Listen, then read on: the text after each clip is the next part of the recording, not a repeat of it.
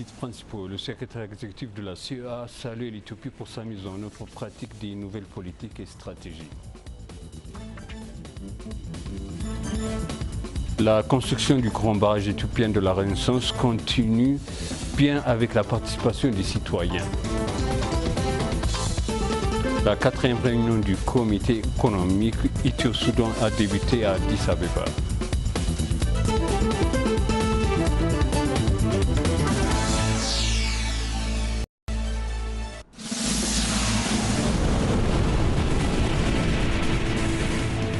Bienvenue, chers téléspectateurs sur EBC, c'est moi Zalal Amourkana avec le journal. Le secrétaire exécutif de la CEA, sortant Dr Carlos Lopez, a exprimé sa fierté sur les réalisations de la CEA. Conférant avec le président éthiopien Dr Mulatu Teshome, ce mercredi, Lopez a témoigné la détermination de l'Éthiopie dans l'adaptation de la mise en œuvre des stratégies produites dans son organisation. Moubarak Moussa nous présente les détails. Dr Carlos Lopez a été nommé par le secrétaire général Ban Ki-moon, le 8e secrétaire exécutif de la Commission économique des Nations Unies pour l'Afrique en septembre 2012. Servant pendant 4 années consécutives, il est en train de quitter son poste. Dans le cadre de son départ officiel, Dr Lopez a rendu visite au président éthiopien Dr Mulatu Teshome ce mercredi. Pendant son mandat, la CEA a réussi à être la référence de réflexion en Afrique, prévoyant des discussions les plus importantes sur le continent africain et au-delà. Maintenant, nous avons une institution qui est fière à participer à des discussions les plus importantes sur le continent. Une institution qui a une pensée alternative de la production des connaissances et je pense qu'une institution qui est reconnue en tant qu'équipe de spécialistes intellectuels de référence en Afrique. Donc, je suis très fier de cette contribution avec mes collègues. Il a également salué l'Éthiopie pour sa mise en œuvre pratique des nouvelles politiques et stratégies qu'elle adopte.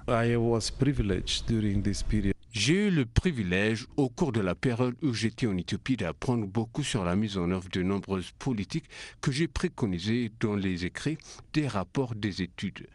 En Éthiopie, les choses sont faites d'une manière extraordinaire, que ce soit dans le domaine de l'industrialisation, que ce soit dans les gains sociaux et économiques. Il a également dit qu'il sera de retour en Éthiopie dans une autre responsabilité pour aider la réforme de l'Union africaine. La construction du grand barrage de la Renaissance hydroélectrique éthiopien continue bien avec les participations des citoyens. Le Conseil des mobilisations publiques du grand barrage a révélé mercredi l'état d'avancement du projet. Raël Taillé nous présente les détails. Le Conseil national de la coordination de la participation publique pour le grand barrage de la Renaissance éthiopienne a dit que sa construction va bien avec la participation active du public. Dans sa 8e réunion ordinaire, le Conseil a examiné le progrès de la construction et les prochaines étapes. Il a été indiqué que 54% de la construction du barrage est jusqu'à présent terminée.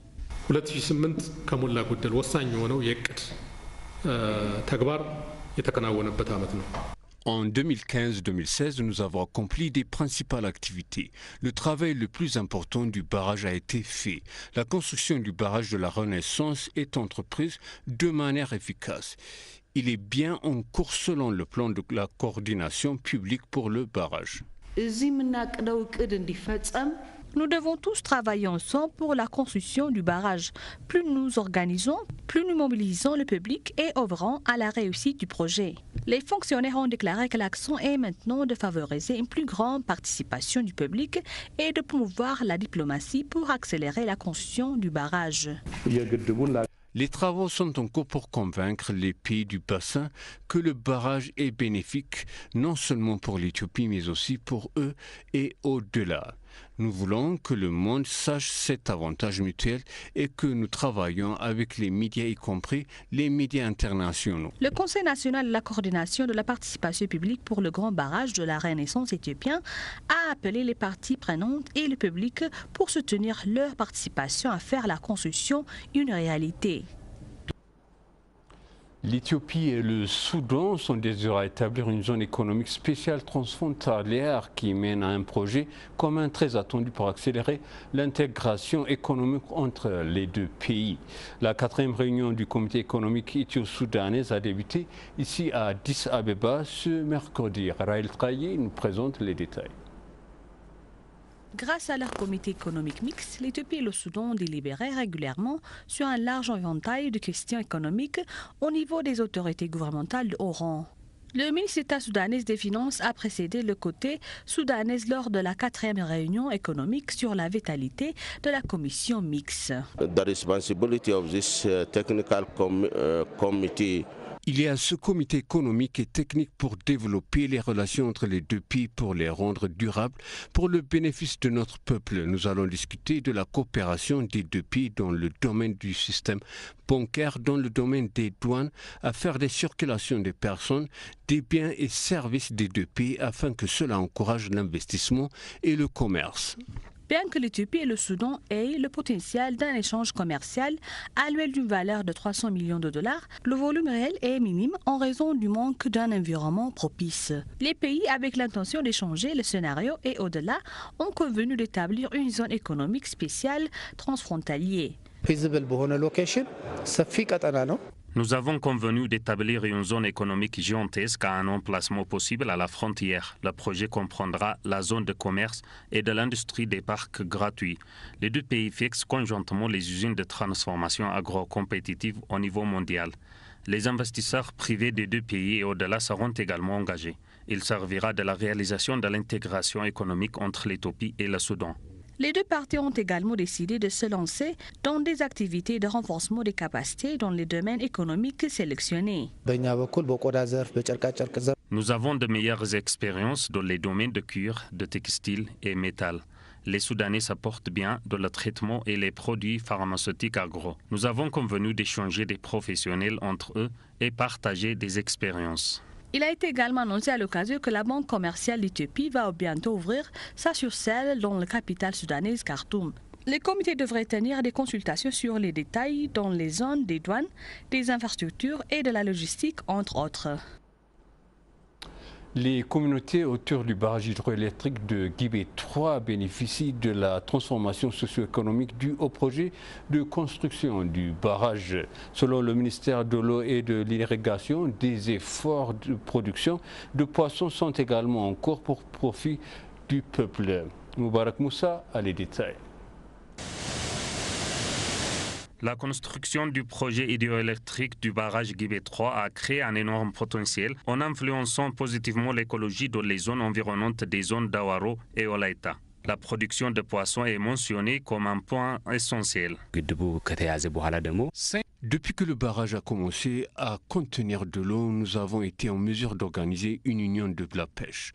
Beaucoup de jeunes profitent de la production de poissons. Auparavant, le temps faisait chaud et sec. Maintenant, il fait froid et humide. La production de poissons bénéficie également de nombreuses communautés dans notre district.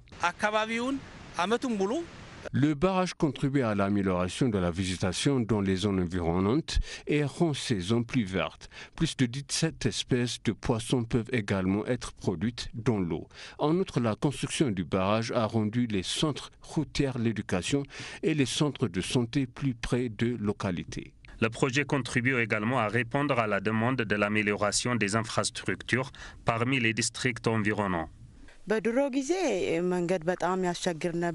Auparavant, nous n'avons pas accès à la route. Les jeunes amènent les maladies de leur famille tout le chemin à Olaïta Sodon.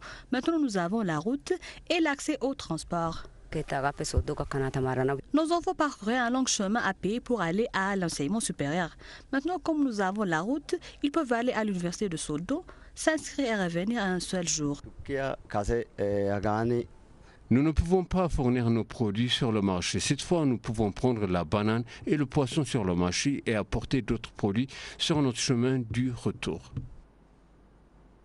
L'autorité éthiopienne de diffusion a autorisé des chaînes privées de télévision à Walta Afana et à Arki et pour des stations de radio à Lucy et à Ahadou.